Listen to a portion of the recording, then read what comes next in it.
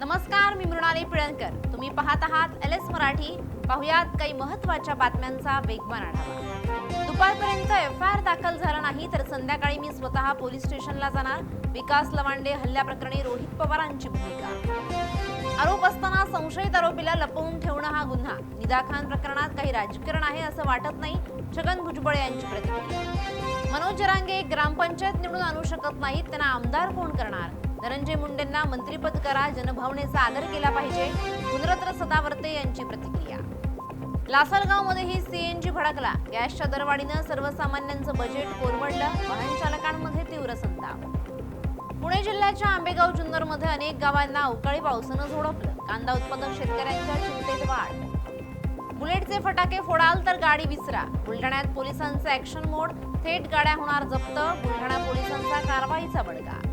पिंपळनेरमध्ये अज्ञात व्यक्तीकडून रेकी. साईबाबा कॉलनीतील CCTVत कैद झाली संशयास्पद हालचाल.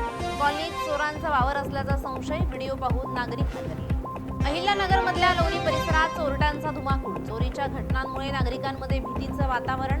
पोलिसांनी तातडीने कारवाई करण्याची मागणी. देवळाई परिसरात भर दिवसा महिलेच्या गळ्यातील सोन्याचं मणिकंठ हिसकावलं. घटना CCTVमध्ये कैद. चिकलठाणा पोलीस ठाण्यात गुन्हा दाखल. नवी मुंबईत कारच्या दरवाजाच्या काचा फोडून लॅपटॉप चोरी करणाऱ्या आरोपीला अटक. 12 गुन्हे उघड करत एकूण 6,65,000चा मुद्देमाल. या होत्या आताच्या घडीच्या काही महत्त्वाच्या बातम्या. अशाच महत्त्वाच्या बातम्यांसाठी पाहत रहा LS मराठी.